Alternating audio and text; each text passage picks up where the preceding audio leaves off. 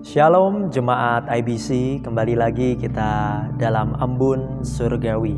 Dan pada pagi hari ini, sebelum kita melakukan setiap aktivitas yang akan Tuhan percayakan, mari kita serahkan melalui kebenaran firman Tuhan yang akan menjadi landasan dalam hidup kita.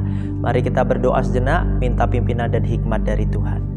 Tuhan Yesus, kami percaya setiap perkenanan yang Tuhan sertakan dalam kehidupan kami selalu baik.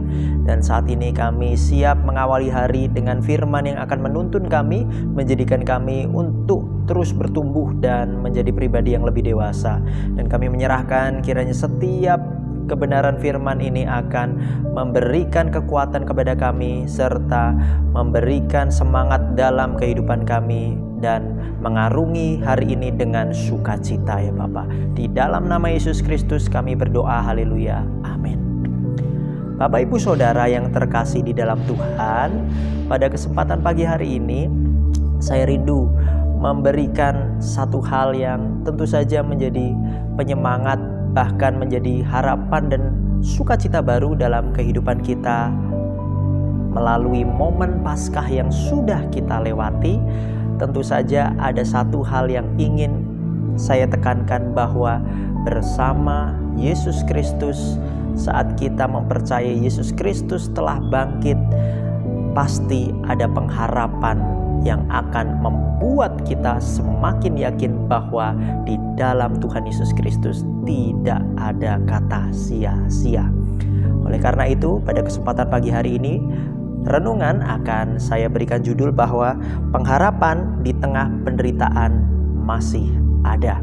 Nah, jadi pada kesempatan pagi hari ini, kebenaran firman Tuhan saya akan ambil dari Mazmur 126 ayat 1-6.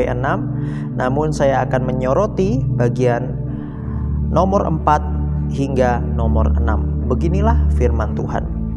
Pulihkanlah keadaan kami ya Tuhan, seperti memulihkan batang air kering di tanah Negeb. Orang-orang yang menabur dengan mencucurkan air mata akan menuai dengan bersorak-sorai. Orang yang berjalan maju dengan menangis sambil menabur benih pasti pulang dengan sorak-sorai sambil membawa berkas-berkasnya. Bapak Ibu Saudara, tanah Negeb, jika Bapak Ibu Saudara mengetahui, ada di pesisir atau dataran di Timur Tengah, di mana bukan tanah yang subur, tetapi tanah yang tandus, bahkan tanah yang kering. Kita tahu sendiri di daerah Timur Tengah banyak sekali padang gurun, bahkan banyak sekali tanah yang kering. Oleh karena itu, saat kita mengetahui bahwa saat pemazmur berbicara, pulihkanlah kami seperti memulihkan batang air kering di tanah Negeb, kita pasti tahu bahwa tanah Negeb itu menjadi sebuah kemustahilan, di mana saat tanaman ditanamkan di tanah tersebut, akankah bertumbuh dengan subur, bertumbuh dengan baik? Dan itu adalah sebuah keniscayaan.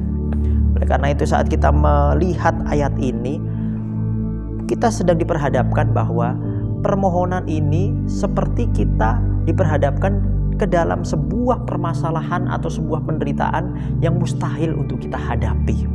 Namun pemazmur meyakinkan bahwa saat kita berjalan bersama Tuhan, tidak ada hal yang mustahil, bahkan tidak ada hal yang tidak mungkin bersama dengan pengharapan yang akan Tuhan nyatakan di dalam kehidupan kita.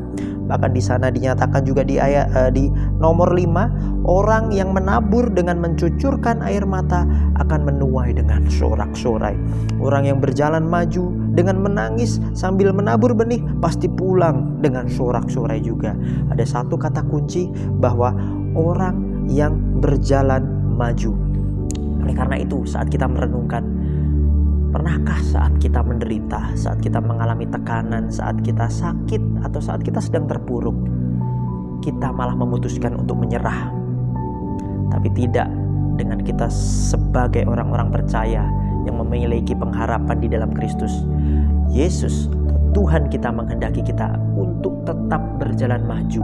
Sekalipun di tengah penderitaan, sekalipun di tengah cobaan atau kesulitan yang sedang kita hadapi, marilah kita terus hadapi dan menyerahkan segala sesuatunya bersama dengan Tuhan. Pastilah ada pengharapan yang akan membawa kita kepada kekekalan. Dan di sini ditekankan bahwa orang yang berjalan maju bukan orang yang berjalan mundur atau orang yang berdiam diri, tetapi orang yang berjalan maju dengan menangis walaupun kita berjalan maju dengan sakit, dengan air mata, dengan penderitaan, tetapi Tuhan menghendaki kita untuk tetap berjalan maju dan akan menerima berkat, yaitu akan menabur benih dan pasti pulang dengan membawa berkas-berkasnya. Inilah hal yang dapat kita renungkan di momen Paskah ini, bahwa Tuhan bangkit menyediakan pengharapan bagi kita semua. Karena itu selamat Paskah sekali lagi. Kiranya Yesus Kristus sang sumber pengharapan akan terus memberikan sukacita dan kelegaan bagi kita semua. Shalom.